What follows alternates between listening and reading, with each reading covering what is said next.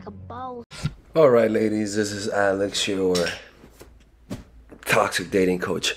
And today we're going to talk about if a guy's acting hot and cold, always remember this, okay?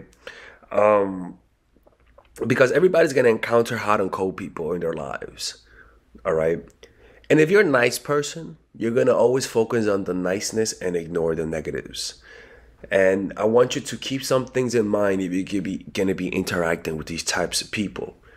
All right. Now, look, if you're somebody who is a nice girl, there are two things I need to tell you guys. One, I have a seminar coming up about social intelligence. That's right, social intelligence. It's going to be December 4th in New York City. I want you guys to attend. It's going to be if the first part of my seminar is going to be that day, attend because it's something that I'm working on. I am really excited.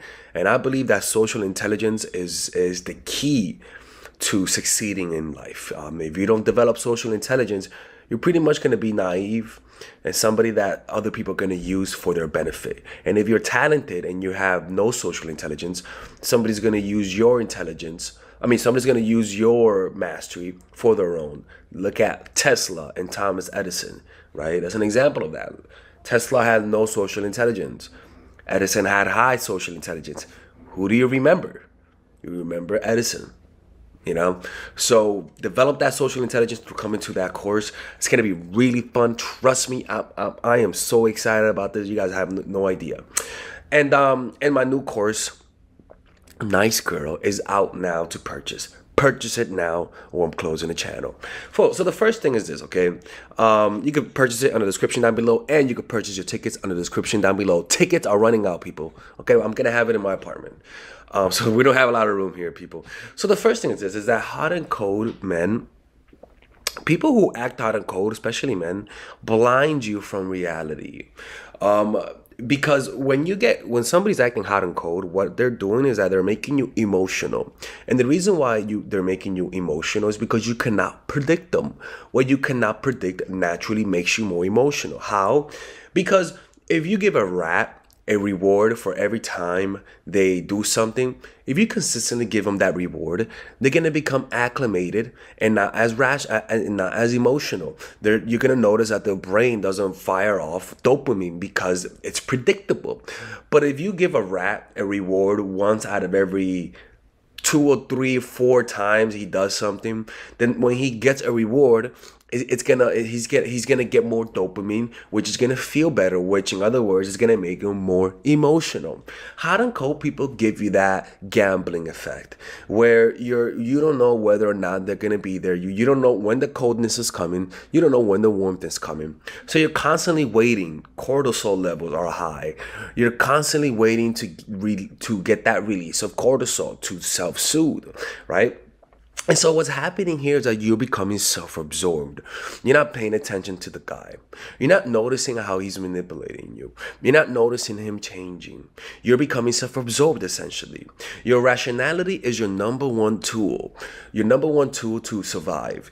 Because for women, men's responsibility is to lie about their value, and women's responsibility is to be able to identify a false advertisement. But if you're so self-absorbed, always thinking about yourself, always feeling insecure, which is nothing wrong with that, but if you're constantly in that mode, you're going to miss out on signs of manipulation.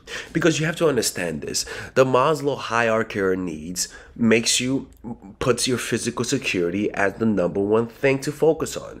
If you don't feel safe, you're not going to think of other things. You're not going to think of higher matters, right? In the same light, if you feel insecure, you're not going to pay attention to people's nonverbals. You're not going to pay attention to somebody changing. You're not going to pay attention to the subtle things that reveal manipulation because you're insecure. And when you feel insecure, your number one thing is to remove that feeling of insecurity, right?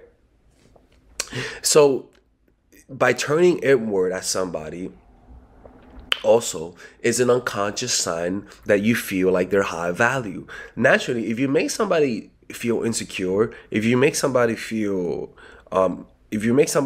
like just insecure through hot and cold, they are unconsciously saying that you're high value because you only feel that kind of insecurity in the presence of somebody who's high value for the most part.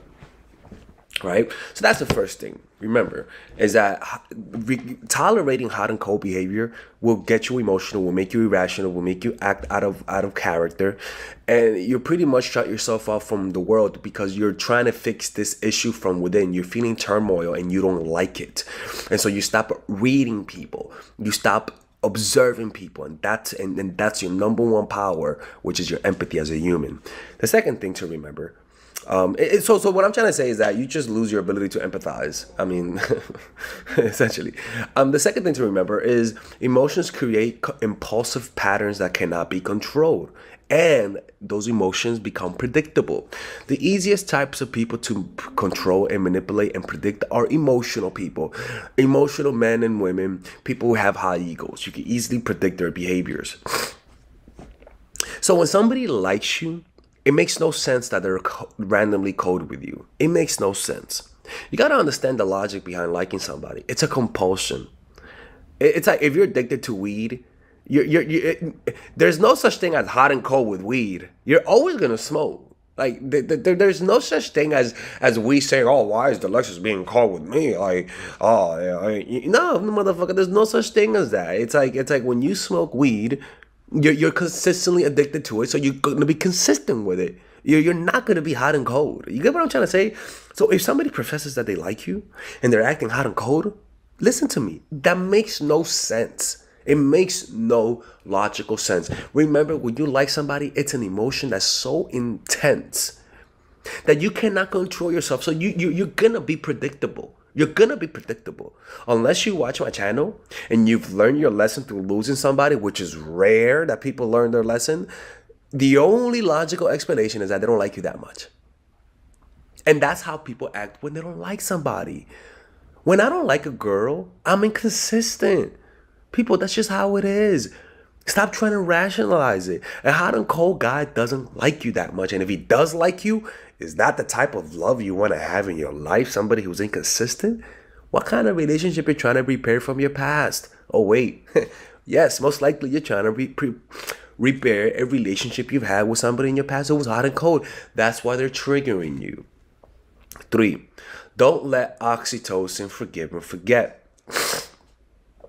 Remember the coldness. They say more. In other words, oxytocin causes you to forget the things that people did to you that are negative.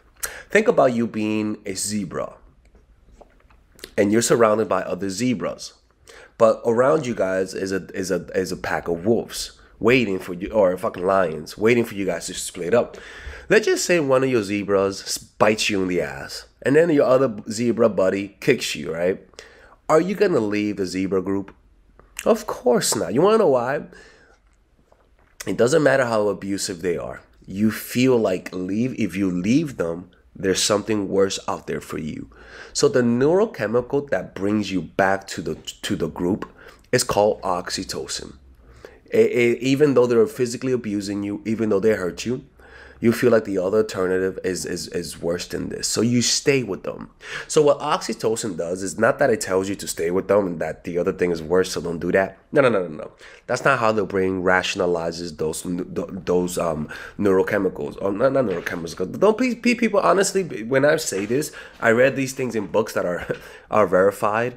So it's kind of like, don't think that I'm trying to act like I know it all. You know what I'm saying? All right, ladies and gentlemen, if you guys ever want to learn how to use your feminine energy to influence people, learn how to use your masculine energy to become more assertive, and also learn how to blend both energies to improve your dating life, your spiritual life, honestly, your relationship life, your family life, your career life, this is the course for you. If I had to make a course for my nieces, I have 2 nieces. One is 19 and one is 15. 16. Holy shit. Oh my God, he's a bad fucking uncle. He's a bad uncle. Get him. Shut up, Melissa. You should get this course, right? And this is the course that I will make for them. So, for example, watch the curriculum, right? In the first week, we're going to be showing you how to establish a strong masculine foundation without letting it hurt your feminine energy. This masculine foundation is a source of who you are, right? It's your bodyguard. Without this, whatever feminine energy you create will be destroyed by the outside, because your masculine is your shield. So we'll talk about goal setting. We'll talk about how to develop a serious attitude. We're gonna be talking about how to use more logic, how to use more goal-oriented behavior. It's more how to be a man. Now the next one is how to embrace the feminine energy, right? This one would teach you about how to minimize excessive masculine traits, developing self-awareness, healing abundant feminine energy, regulating your emotion, mastering voice qualities and facial expressions, surrendering control, and allowing pain to be felt. This is honestly, this will supercharge, like Kaioken, your masculine energy. After that, we have femininity in the workplace and how to be feminine in the workplace without letting people take advantage of you, and the nuances of how women of power should behave versus women who are subordinates in the workplace, and even the dress code. This is based on psychology, people. It's kind of insane. I'm actually excited about this one. The next week, we talk about navigating the labyrinth of male and female friendship. And this, a lot of women find confusing, so we talk about that. And how to identify envious friends, how to identify the good friends, how to keep male friends, and how to keep female friends. Week 5, we talk about how to release the burden of the past and stop and destroy mental projections. This is actually really powerful. And then week 6, we talk about how to increase your observational power so that you can read people better. And we have a bunch of bonuses. The course starts at $99, and you guys can pre-order the course today at $69 before it goes out. If you're watching this, most likely I'm in the meditation retreat, so most likely I will be praying for all of you guys. And just click on the description down below of the video. Right there, you'll see it, and you can pre-order that course. It's gonna be out by the end of next month or the beginning of February of March. One of the two, people, because I have a 10-day retreat to do, and I want to finish the course after the retreat, because I think the ideas are gonna be so much better. All right, man. I'll see you guys later. Pre-order, man. I'm closing the channel.